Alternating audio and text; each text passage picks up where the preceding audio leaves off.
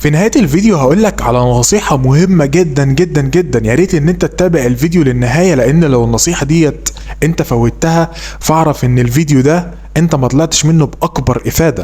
السلام عليكم، ازيكم يا جماعة؟ اهلا بيكم في حلقة النهاردة. حلقة النهاردة مهمة جدا لان هتكلم فيها عن المعهد الفني الصناعي، ولكن للناس اللي كانت بتدرس ثانوية عامة. في الفيديو بتاع النهاردة ان شاء الله هتعرف اماكن المعهد متواجدة فين، وكمان هتعرف المعهد بيقبل من كام في المية، والاهم من ده كله هتعرف هل انت تقدر تكمل كلية هندسة من المعهد الفني الصناعي ويكون لك فرصة تانية حتى لو انت ما جبتش تقدير كويس في ثانوية عامة ولا لا. كل ده هتعرفه ان شاء الله باذن الله في فيديو النهارده. بس اهم حاجه ان انت تنزل حالا تدعم الفيديو بلايك، علشان اللايك بيساعدني جدا جدا ان انا انزل لك فيديوهات اكتر واكتر. فيلا بينا ندخل في موضوع النهارده. لو جينا كده نتكلم عن اماكن المعهد، فالمعهد الفني الصناعي من اكتر المعاهد اللي متواجده بكثره على مستوى الجمهوريه. يعني ممكن تلاقي المعهد اصلا في جميع محافظات مصر، الا ممكن بس تلاقيه في بعض المحافظات مش موجود فيها. فالمعهد موجود بكثرة في محافظات مصر. عايز تعرف المعهد موجود في محافظتك ولا لا؟ بكل بساطة وانت بتسجل الرغبات بتاعتك او اوريدي انت سجلتها، هتبص هتلاقي المعهد وجميع المحافظات اللي هو موجود فيها. تمام. عايز تعرف تاني المعهد متواجد فين ولا لا؟ تقدر تدخل على التنسيق بتاع اي سنة من السنين اللي فاتت، وهتلاقي المعهد موجود بالمحافظة اللي هو موجود فيها. ومعلومة مهمة قوي قوي قوي علشان وانت بتبحث عن المعهد تعرف توصل للمعهد، لان هو مش اسمه معهد فن صناعي. المعهد يا جماعة بيكون مكتوب في التنسيق كاف دوت، يعني نقطة تاء فني صناعي. ده اسم المعهد، يعني الكليات التكنولوجية تعليم صناعي او كليات تكنولوجية فن صناعي، علشان وانت بتعمل سيرش عنه ما تتوهش وتعرف تلاقيه في التنسيق بتاعك وانت بتسجل الرغبات. ندخل على نقطة مهمة جدا جدا جدا. يا عم عبودة، طيب المعهد ده بيقبل من كام في المية؟ انا عايز اعرف تقديري هيجيب المعهد ده ولا لا. تعالى بقى كده اما اديلك حتة تفصيلية محتاجة منك كده ان انت تركز معايا فيها، علشان مهمة قوي، علشان برضو هتعرف من خلالها المعهد الفني الصناعي بيقبل من كام في المية. السنة اللي فاتت تنسيق 2022 المعهد قبل من 52.9% كحد ادنى. ولما هذكر لك اي ارقام في الفيديو النهاردة فانا بتكلم معاك كحد ادنى مش كحد اقصى. وكان المعهد ده متواجد في بورسعيد، كان بيقبل من 52.9%. ده كحد ادنى في بورسعيد السنة اللي فاتت. في السنة اللي قبلها سنة 2021 المعهد قبل من 51.9%، كان معهد شبرا كحد ادنى. يعني السنة اللي فاتت بتتكلم ان التنسيق زاد بنسبة 1% بالظبط بالنسبة للمعهد الفني الصناعي. وبتتكلم كمان في سنة 2020 ان المعهد قبل بنسبة 50.4%، ودي نسبة كويسة جدا جدا كحد أدنى، والمعهد كان متواجد في قنا. أما بقى صاحب العزيز في 2019 المعهد قرر إن هو يكون في السنتر بالظبط، وقبل بنسبة 50%، وكان برضو المعهد متواجد في قنا. فمن هنا نقدر نقول إن المعهد الفني الصناعي بيقبل طلب الثانوية عامة بنسبة 50% فيما فوق حسب تنسيق السنة اللي أنت متواجد فيها. يعني بكل بساطة نقدر أقول إن المعهد الفني الصناعي ده اكتر مكان يقدر يحتويك لو انت جايب تقدير تعبان. المعهد كده بيحسسك بحنان الام في عز ما انت غايب، يقدر كده يضمك ناحيته وتقدر من خلاله تكمل كلية هندسة بكل بساطة. النقطة اللي بعد كده ودي لا تقل أهمية عن النقطة اللي قبلها، المعهد بيقبل من تخصص ايه يا عم عبودة؟ كلنا عارفين ان المعهد اصلا تعليم فني، ولكن نقطة مميزة فيه جدا جدا ان هو بيقبل كمان من طلبة ثانوية عامة، مش مقتصر فقط على طلبة التعليم الفني. ولكن في هنا بيحصل اختلاف ما بين ناس كتير جدا. المعهد بيقبل من شعبة ايه؟ المعهد بكل بساطة يا صاحب العزيز بيقبل من شعبة علمي فقط، يعني بيقبل من شعبة علم علوم وعلم رياضة، وما بيقبلش للأسف من شعبة أدبي. فلو انت شعبة أدبي وحد قبل كده قالك ان انت تقدر تدخل معهد فن صناعي فاعرف ان هو بيضحك عليك. انما لو انت كنت شعبة علم علوم او علم رياضة فانت تقدر تدخل المعهد الفني الصناعي وتكمل منه كمان كلية هندسة عادي، مفيش اي مشكلة. تعالى بقى كده ندخل في التقيل. انا كده دلوقتي بفرش لك الفرشة كده وبمهد لك الطريق علشان تتعرف على المعهد شوية. تعالى بقى كده ندخل على المعهد نفسه، وهنعرف مع بعض في النقطة ديت المعهد نظام الدراسة فيه بتكون كام سنة، وهتدرس فيه ايه، وهتتخصص فيه ازاي، وهتعرف تجيب منه كلية هندسة ازاي. ولكن يا صاحبي العزيز حابب افكرك ان انت لو لسه ما عملتش لايك للفيديو فياريت ان انت تنزل حالا تعمل لايك للفيديو، لان اللايك بتاعك بيساعدني وبيدعمني وبيشجعني ان انا اعمل لك فيديوهات اكتر واكتر. وطبعا في النص كده ما تنساش ان انت تصلي على سيدنا محمد عليه افضل الصلاة واتم التسليم، علشان على الاقل ناخد اي حسنات من الفيديو بتاع النهارده. مدة الدراسة في المعهد يا صاحبي العزيز بتكون سنتين متتاليتين.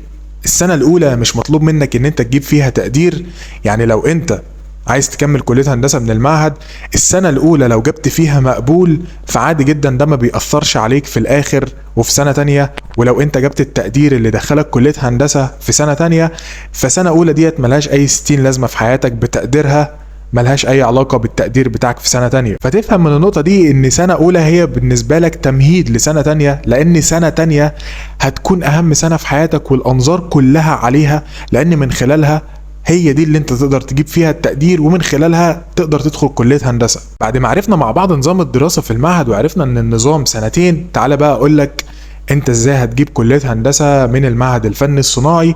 فركز معايا كده وطرقع لي ودانك وركز معايا في كل كلمة هقولها لك.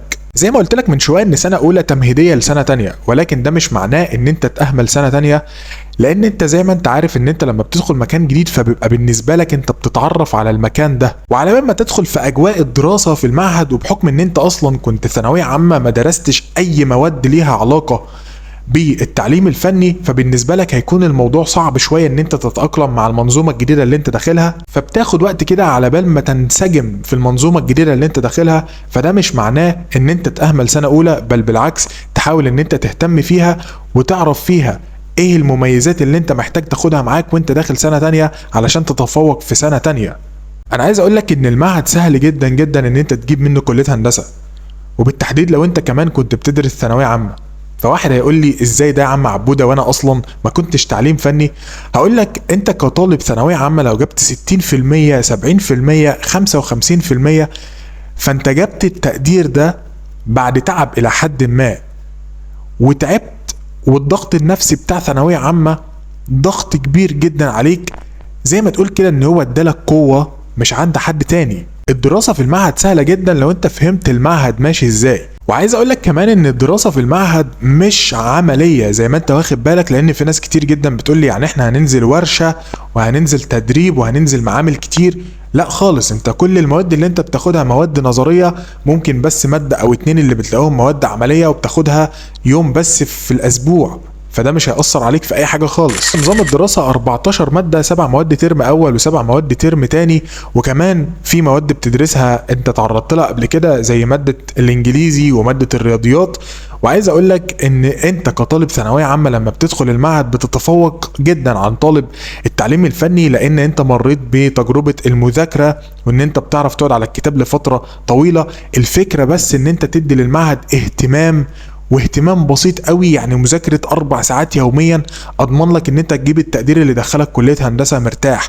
ولو ذاكرت كل يوم من اول يوم صدقني هتجيب التقدير اللي دخلك كلية هندسة. واسأل ناس كتير جدا مجربة قبلك وهتعرف ان المعهد سهل تجيب منه كلية هندسة. في سنة 2019 كلية هندسة قبلت من المعهد بنسبة 93.5، ولكن اكتشفنا السنة اللي فاتت سنة 2022 ان المعهد بيقبل من 98% فيما فوق. فده معناه ان المعهد وتنسيقه في تزايد سنة بعد سنة. بس اقول لك حاجة، ان ده مش هيأثر عليك اطلاقا، لان زي ما قلت لك من شوية ان انت تقدر تجيب التقدير ده لو اديت للمعهد اهتمام بسيط من وقتك. وعايز اقول لك انت لو قارنت المواد اللي انت هتاخدها في المعهد مقارنة بمواد ثانوية عامة، اقسم بالله ما ينفعش يتقارنوا ببعض اصلا. انا مش هقلل من مواد المعهد، ولكن احنا عارفين قيمة المواد اللي انت بتدرسها في ثانوية عامة وصعوبتها وقد ايه ان المواد صعبة وتقيلة. انت لما هتدخل المعهد وتتعرض للمواد دي حتى انت اصلا عمرك في حياتك ما درستها قبل كده، ولكن مع الايام هتندمج فيها وهتعرف ان المواد دي سهلة قوي، تعرف ان انت تجيب فيها تقدير كويس. وعايز اقول لك كمان ان من مميزات المعهد الفني الصناعي ان الامتحانات بتاعتك بتيجي من السنين المكررة، وبتيجي حرفيا من السنين المكررة بالنص.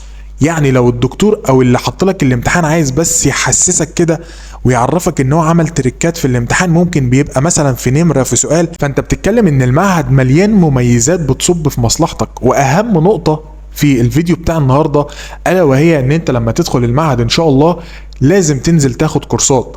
الكورسات بتفيدك جدا جدا جدا على المستوى الشخصي بالنسبة لك وعلى المستوى المعنوي، ولان انت كمان ليك اعمال سنة مجموعها كبير مش قليل تقريبا 40%، فانت محتاج ان انت تنزل كورسات علشان تقدر ان انت تعلي الدرجات بتاعتك في نهاية السنة. كل المواضيع دي ان شاء الله هنتكلم مع بعض فيها في فيديوهات تانية علشان ما تكونش بس الفيديو دسم عليك، وناخد بس كده الموضوع واحدة واحدة علشان تفهم كل حاجة بالتفصيل. النقطة الأخيرة ديت أنا عايز ألخصها لك بس في كام نقطة. إن أنت رقم 1 تهتم بالمعهد، رقم 2 إن أنت تذاكر على الأقل 4 ساعات يوميا بإتقان، وهتضمن إن أنت إن شاء الله بإذن الله تجيب التقدير آخر السنة.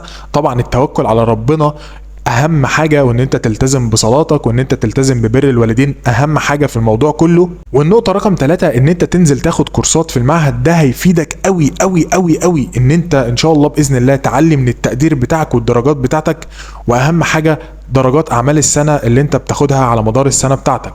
لو انت كملت معايا الفيديو لحد الاخر كده فانت بصراحة عندك مثابرة وعندك صبر مش عند حد تاني. فتعالى بقى اقول لك على النصيحة اللي انا قلتها لك في بداية الفيديو، والنصيحة ديت هي ديت عصارة الفيديو بتاع النهاردة. لو لاحظت ان انا على مدار الفيديو ما ذكرتلكش انت لو دخلت المعهد تتخصص في شعبة ايه، والنظام الدراسة في المعهد جوه الشعب او الاقسام اللي جوه هتبقى عاملة ازاي بالنسبة لك انت كطالب ثانوية عامة. يعني الطالب اللي جاي من تعليم فني كان بيدرس مثلا عمارة، بيدخل المعهد بيتخصص قسم عمارة او قسم شبيه لقسم عمارة. انما انت جاي من ثانوية عامة هتدخل المعهد وتتخصص جواه ازاي؟ المعهد بكل بساطة يا صاحبي العزيز من جوه بيسمح لك انت، يعني بيدي لك كده زي ما تقول كده كريدت، بيدي لك كده بطاقة VIP، انت مميز عندنا في المعهد كطالب ثانوية عامة ان انت ليك حرية اختيار القسم اللي انت عايز تدخله. يعني طالب التعليم الفني بيبقى ليه اقسام معينه ما ينفعش ان هو يتخطاها، اجباري عليه ان هو يدخل القسم ده. انما بالنسبه لك انت كطالب ثانويه عامه فتقدر يا صاحبي العزيز ان انت تختار احسن قسم من الاقسام اللي موجوده عندك في المعهد وتقدر تدخل اي تخصص انت عايزه. وفي الفيديو بتاع النهارده انا ارشح لك ان انت تدخل تخصص اسمه شبكات كهربيه، تخصص لذيذ وخفيف وبسيط، ويعتبر اعلى تخصص بيخرج شباب بتدخل كليه هندسه. طبعا انت لما تيجي تدخل المعهد هتلاقي تخصصات كتير جدا، ولكن انا برشح لك ان انت تدخل قسم شبكات. وعايز اقول لك ميزه كمان في المعهد لسه فاكرها حالا، ان انت لما بتدخل سنه تانية بيتلغي من عليك الرسم الفني، وبيتلغي من عليك الفيزياء والرياضيات، وبيتلغي من عليك كمان الانجليزي. فانت بالنسبه لك كل المميزات ديت بتقول لك تعالى يا حبيبي عندنا عايزينك تدخل كليه هندسه. بس مش كل الاقسام بيتلغي من عليها المواد ديت، هي اقسام بس كده معينه في المعهد هي اللي بتلغي المواد ديت في سنه تانية، وطبعا من ضمنها قسم شبكات اللي انا لسه قايله لك من شويه. انا عارف ان الفيديو طول حبتين، ولكن اعذروني الفيديو حساس شويه نوعا ما، لان في ناس كتير جدا سجلت الرغبات بتاعتها وبتفكر ان هي تبدل الرغبات بتاعتها وتحط معهد فني صناعي في بدايه الرغبات. فعلشان كده كان لازم ان انا اقول لك كل التفاصيل في الفيديو بتاع النهارده. وطبعا ديت مش كل حاجة عن المعهد الفني الصناعي، ده يعتبر تمهيد للطريق بتاعك. تقدر تقول ان انا بفرش لك الفرشة كده اللي تمهد لك الطريق. وفي الفيديو بتاع النهاردة مش كل حاجة ذكرتها لك، ولكن اديت لك بس كده العناصر الاساسية اللي مهمة بالنسبة لك، اللي تطمنك شوية من المعهد وتقدر ان انت تدخل المعهد وانت مطمن ومرتاح. اخر حاجة هختم بيها الفيديو بتاع النهاردة، هل سهل ان انت تقدر تدخل كلية هندسة من المعهد ولا لا؟ انا بقول لك اهوت من موقع هذا، لو اهتميت بنسبة 40% من اللي انت كنت بتهتم بيه في ثانوية عامة، اضمن لك ان شاء الله ان انت تجيب 99%. مش هقول لك 98%، لا بل هقول لك 99% من المعهد، وان شاء الله باذن الله تدخل كلية هندسة. وعلى مدار الايام القادمه هبدا احكي لك قصص اصحابي اللي كانوا معايا في المعهد وكانوا بيدرسوا ثانويه عامه وازاي طلعوا من الاوائل ودخلوا كليه هندسه حاليا. وبس كده يا صاحبي العزيز، اعتقد ان احنا وصلنا لنهايه الفيديو بتاع النهارده. معلش لو كنت طولت عليك شويه، ولكن كان لازم تاخد كل الافاده اللي انت محتاجها. فاشوفك ان شاء الله على خير في فيديو قادم. سلام.